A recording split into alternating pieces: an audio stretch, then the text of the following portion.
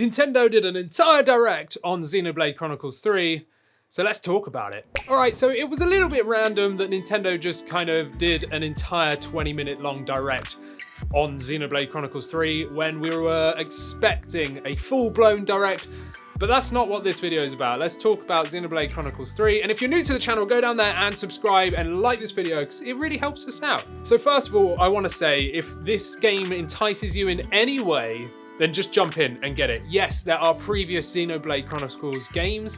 I mean, we've got the definitive edition of the first one on Switch, and we also have Xenoblade Chronicles 2 on Switch alongside Torna, which is like the DLC side as well.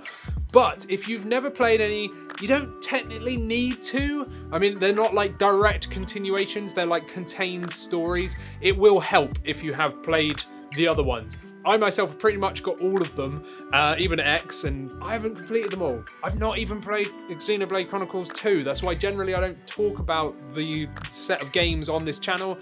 But anyway, I'm going to talk about Xenoblade Chronicles 3. So straight away, these games are expansive. They are absolutely huge. And what we saw in the direct, well, just so many environments and creatures. It looks absolutely amazing. I love the art style on these games. I love how big they are. So yeah, the world is just huge. You get colonies. So obviously you can just go anywhere. It's basically an open world game, right? But yeah, you've got like colonies that you can go to and you can buy stuff. You can eat as well, so you can buy food, and that gives you like stat bonuses by the look of it, which is really cool. It's not like a survival game where you have to eat to like stay alive. It's more like you eat to gain stat bonuses by the look of it. Then you can increase relationships with NPCs, which will have an effect on things over time. There's rest spots as well, like throughout like the environments, and you can chat with your party members to learn information. You can cook for those bonus stats, and you can craft gems as well, which is really, really cool. I absolutely love the world that they're portraying. They show you like skating down a bank, climbing up huge structures, traversing the sea. There's like zip lines and so much more. It just looks like such a cool environment to just get lost in. I love the fact that you can just jump into these games and they are huge. And obviously being number 3, there's going to be so many features and stuff that are going to be much easier. I started playing Xenoblade Chronicles 1 on the new 3DS. That was quite difficult because, you know, there wasn't that many like pointers and helpers. You just kind of had to go and do it.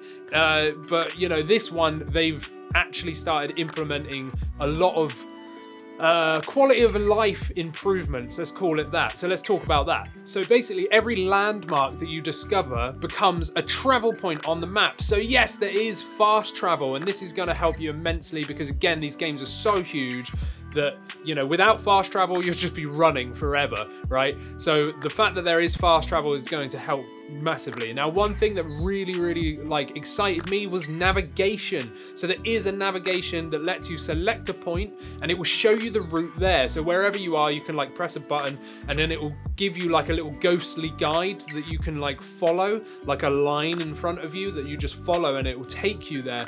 And this is to stop you from getting lost essentially. And yeah, because the game is so huge, I'm really happy to see this. Now, I know plenty of people hate this kind of feature, but you don't have to use them. You know, don't use it. If it's not for you and you just want to go and figure it out by yourself, great. You know, it doesn't force you to use it. However, for the more casual players, I definitely think this is great. And for me, myself even, I would call myself more of a casual player of this style of game. And I think this is going to help me immensely.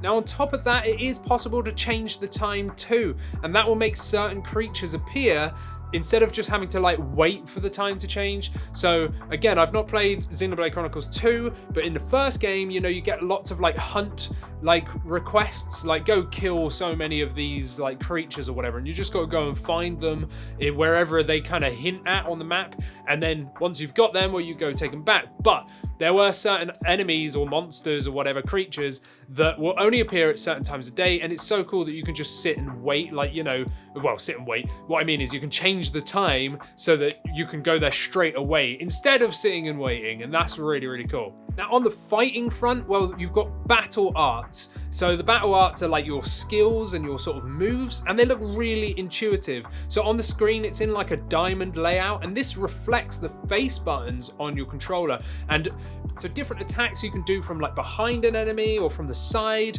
and depending on the attack itself will actually depend on like how much damage it does. So some are like backslashes only. So if you do it in front of the creature or enemy, it won't have as much effect as if you were like around the back of it and then used it, you know? So you have to kind of like tactically decide where you're going to use these skills. Now, each role has a unique play style to help the group as a whole. So now these kind of games really remind me of like MMORPGs. So, you know, you've got DPS classes, you've got tanks, and you've got healers, and all of that kind of stuff, you know, and it's really cool. And you can change character in battle at any time. So the classes, you've got like sword fighter, zephyr, medic gunner, tactician, heavy guard, and ogre.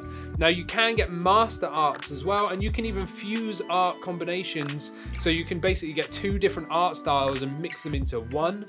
Now, something that looks really cool, which they showed in the Direct, is the Ouroboros. Ouroboros is, I'm not talking about Resident Evil 5. If you know what I'm talking about, it's not that, okay? So basically 2 characters can actually fuse together, like their bodies, to become an Ouroboros, I don't know why I can't say that, for a set amount of time. And you can swap between each character that's in control of the Ouroboros for different skills, it seems. So, you know, there's 2 characters that mend together, but only one can take charge at any one time. So depending on which character is in charge of it, depends on like the play style that you can use it for. Now, each Ouroboros, depending on the characters that are like, you know, fusing together, will have different skills and different things like that. You can upgrade their skill points too and do chain attacks.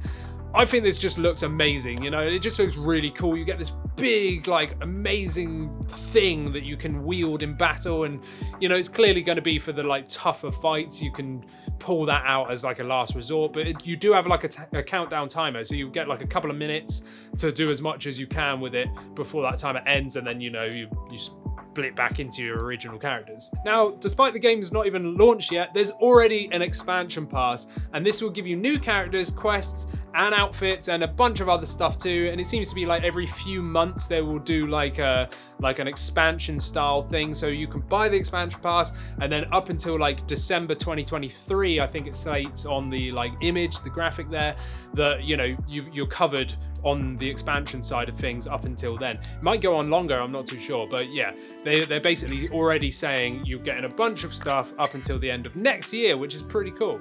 And another thing as well is there's Amiibo support, and it does say that you get support for any Amiibo that you have. And also, if you have Shulk from the first game, Xenoblade Chronicles 1, you can get a Monado skin as well for the sword, and that's really cool, because that's my thing, you know. Xenoblade Chronicles 1 is like the one that I like absolutely love. Again, I haven't even played Xenoblade Chronicles 2. I will do. I've got it physically. I've got Torna as well, and I've got X as well. But you know, there's such big games, you really need to commit. And the reason why I haven't started Xenoblade Chronicles 2 is because I know that I need to be able to spend a long time like really diving into that, and I just haven't done it. So Xenoblade Chronicles 3, I am going to buy, like straight up, that's a day one purchase for me. I'm still like debating whether I just jump straight into it, or if I like replay Xenoblade Chronicles 1, then go through 2 and then Torna. I don't know. I mean, to be fair, I'll probably just jump straight into 3. Maybe, I'm not too sure. Just for time constraints, that's the only reason, really. But what they've shown, I'm really hyped for. Like, I think it looks absolutely great. If you're into like JRPGs or just RPGs, it's not really like a turn-based thing, but it kind of is, because you can chain attack, and you have to like really think about the characters that you're using and what kind of enemies you're fighting and stuff. It's very in-depth, but I think you can casually play this as well. But yeah, anyway, I think this looks brilliant. It comes out on the 29th of July, so the end of next month, really soon. I'm still a little bit sad that we didn't get an actual direct. You know, I'm really hoping that we see one in the next couple of weeks, because otherwise it's just a bit gutting, you know. I want to see information about other games as well. But, you know, I am happy, especially for all of you that are like super into Xenoblade Chronicles. Like, you know, this is really cool. And if you haven't seen this week's Switch News, which is a weekly series that I do, bringing you the latest news on the Nintendo Switch, you know, about games, about bugs, about whatever it could be, hardware, anything like that, you know, go watch it here. go and watch the latest Switch news video that I did a few days ago.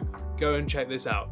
Just go and do it. And make sure you subscribe, because we cover so much on this channel and you don't want to miss out, right? You don't want to miss my beautiful face here.